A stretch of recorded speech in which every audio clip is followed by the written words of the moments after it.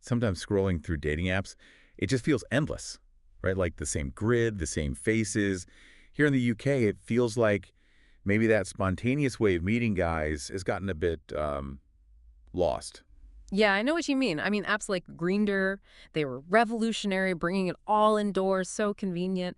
But yeah, maybe something got lost in translation, that spontaneity you mentioned. But listen, there's this growing buzz, I've noticed it, about maybe real cruising making a comeback or at least changing shape.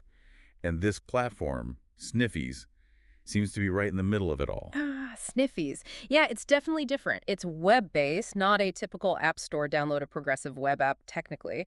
And its whole approach is, well, not the grid we're used to. It's causing quite a stir, especially somewhere like London. Exactly. And that's what we want to, unpack today. What actually is Sniffies? How's it working? Why is it suddenly gaining so much ground, particularly in London, which has its own long history of cruising spots? Right. And what does this shift mean? Moving away from that familiar grid, what does it tell us about how guys are connecting or want to connect now? Okay, so let's start there. The shift from, say, Grinder's way of doing things to what Sniffies offers. Grinder brought it all inside, made it super accessible. Totally. Game changer for convenience. Browse from your sofa, your desk, wherever. But like the article we looked at from menmeetmen.com points out, maybe there was a trade-off. You lost some of that atmosphere, that thrill of the chase, maybe. Yeah, it could feel a bit like online shopping sometimes, couldn't it? You curate your profile, swipe, swipe, swipe. Efficient, perhaps, but maybe lacking that spark the article mentions. Sniffies, though, seems to be leaning into something else entirely. It really is. Its whole thing is location and immediacy. That's the core A difference. map interface, right? That seems crucial. Absolutely. Forget the grid. You see a map, little icons representing other users right now. It's about who's active, where they are in relation to you. And this is key in relation to known cruising areas. And you mentioned it's a PWA, a progressive web app, not something you grab from the App Store. Why is that significant? Well, that's actually a really big deal. By being a PWA, Sniffies basically sidesteps the rules and regulations of Apple's App Store or Google Play. They have pretty strict policies, especially about explicit content. Ah, okay, so that gives Sniffies more leeway. Exactly. It lets them host more explicit profile pictures, for instance, which fits their direct approach. Plus, PWAs often feel lighter, faster accessed via a browser, update automatically. It fits that whole vibe of immediacy and spontaneity they seem to be going for. So the map isn't just passive viewing. It kind of encourages you to be aware of, well, actual physical space, Mm, maybe even move. It's not just who is online, but where they are and what might happen next, potentially in the real world. precisely. It's bridging that gap, isn't it, between the digital scroll and the physical environment. You're seeing a dynamic picture of who's around, potentially close by, right now. Less planning for next Tuesday, more. What about in the next hour? And the article we read brought up this fascinating link to the history of cruising in the UK. Right. Thinking about, the historical context, Molly houses way back when, cottaging, places like Hampstead Heath. Yeah. These weren't just random meetups, were they? Oh, not at all. These were established, often secret ways for men to find each other for generations. They had their own codes, their own signals, sometimes even a real, if underground, sense of community. It's a massive part of UK queer history. And Sniffies, by actually showing these known cruising spots on its map, is almost tapping into that history directly, putting a digital layer over these physical places. That's a great way to put it, yeah. For older guys, maybe it feels familiar, like a digital echo. For younger users, it could be their introduction to this whole culture, these places they might only have heard about. It connects the dots. The article also really highlights the anonymity aspect on Sniffies. I mean, you can have a profile pic, but lots of users are just icons on the map, maybe with a quick status. That feels very discreet, very much like traditional cruising needed to be. It does, doesn't it? It puts the focus squarely on being present right now and what you're looking for, rather than building this detailed, polished online identity. It echoes that historical need for discretion, though maybe the reasons for wanting that discretion have shifted a bit. But, and the article makes this clear, it's a double-edged sword, that anonymity. Great for freedom, for discretion if that's what you need, but it opens up risks too, right? Absolutely. Without verified profiles, you inevitably get issues like, well, catfishing, people not being who they seem. And more seriously, the ambiguity can unfortunately create openings for people with bad intentions. Safety is a real concern. It's a tension that's always been there with cruising, really, and the tech doesn't completely erase it. So let's zoom in on London. The article cited this incredible growth, 475% user increase between 2022 and 2023. That is massive. It sounds like Sniffies has really carved out a big space in the London scene. What's driving that, do you think? That kind of jump suggests it's hitting a nerve, meeting a need that maybe wasn't being met by the existing apps. Perhaps it's that grid fatigue we talked about, people wanting something more immediate, more location focus. Maybe less small talk, more directness? Could be. The map interface inherently creates a sense of urgency, doesn't it? Who's nearby now?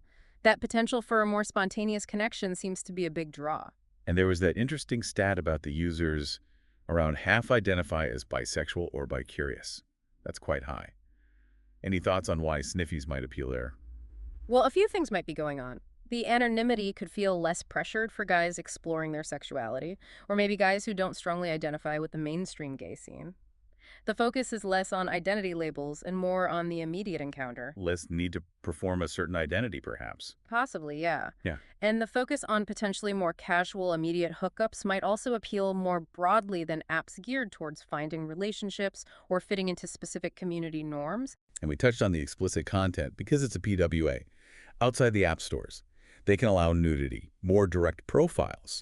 That definitely adds to what the article called that unfiltered feel. For sure, it aligns with its main purpose, facilitating hookups. They do have features like discrete mode or vanilla mode to filter things, but the default setting is definitely more upfront about sex. Okay, so this brings us to the reactions, the debates. The article mentioned this term digital dogging and contrasting views in the community. It's not all positive feedback then. No, definitely not. You've got strong opinions on both sides. On one hand, people see it as a positive evolution. It's convenient, it has safety features built in, like filtering users, blocking, even links to sexual health info. That's seen as progress. But the flip side, The flip side is concern about, well, losing something. The erosion of that traditional cruising culture, the history tied to those specific public places. Some feel these spaces are losing their unique meaning. how so? Isn't it just a tool to meet in the same places? The argument is that arranging it via an app changes the nature of the encounter. It's less about that shared, unspoken understanding in a physical space, less about the chance encounter, and more transactional. Some feel that cultural element, that history, gets diminished. And the digital dogging label. That sounds like concerns about public encounters being arranged online. Exactly. There are debates about public decency, the appropriate use of shared spaces. While some criticism might unfortunately come from prejudice, there are also genuine discussions within the queer community itself about respecting boundaries and potentially taking things private after making the initial connection via the app. There have even been campaigns promoting that. The article also listed some practical gripes people have with Sniffies itself. Things like having to pay for a wider search radius, and bots, fake profiles. Yes, those are common criticisms. Subscription models limiting features, spam bots, which plague many platforms, fake profiles are an issue. Some users also report rudeness, perhaps amplified by the anonymity, and customer service issues have been raised. And security. It mentioned typo-squatted domains. What on earth are those? Right.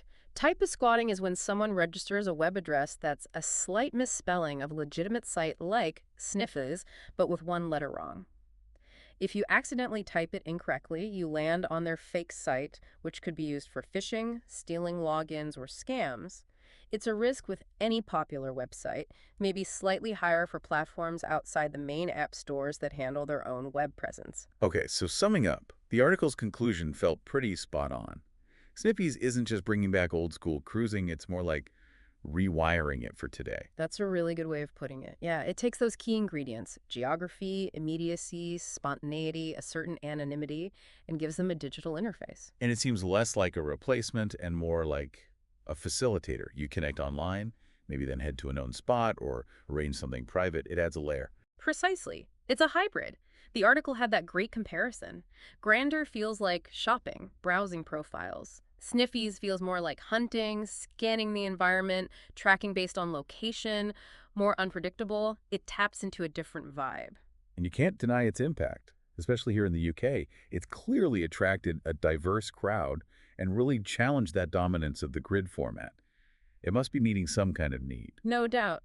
Despite the valid criticisms about safety, usability, or cultural impact, its growth in the UK, especially London, and its appeal across different groups show it's resonated. It's brought place, proximity, and maybe a bit of the unknown back into the digital connection equation. Now, this whole fascinating discussion, this deep dive, was sparked by that really insightful article we found on menmeetmen.com. That's right. And menmeetmen.com positions itself as a resource, sort of a guide for guys navigating discrete connections. They seem focused on providing clear, honest info without judgment. Sounds like a useful place. The article on Sniffies was just one example of what they cover. Looks like they have sections on meeting local guys, gay saunas, different ways to hook up discreetly. Exactly. They've got specific guides too, strategies for discreet hookups, deep dives into gay saunas, the cruising culture we've been talking about, even info on swingers clubs, plus reviews of various apps. It seems designed to be pretty comprehensive for anyone curious about these options. So for our listeners, if any of this has piqued your interest, maybe you want to understand more about discrete connections, the history and present of cruising, or just explore alternatives to the usual apps, it sounds like, menmeetmen.com is worth checking out. Absolutely. If you want to explore their resources, learn more about these different ways men connect, the website is menmeetmen.com, MEMEETMEN.com. Looks like a solid source of information on this whole topic. It really does show how things keep changing, the ways guys connect keep evolving. Hmm. And having resources like that can only be helpful. It makes you wonder, doesn't it? What's the next step, the next evolution going to look like?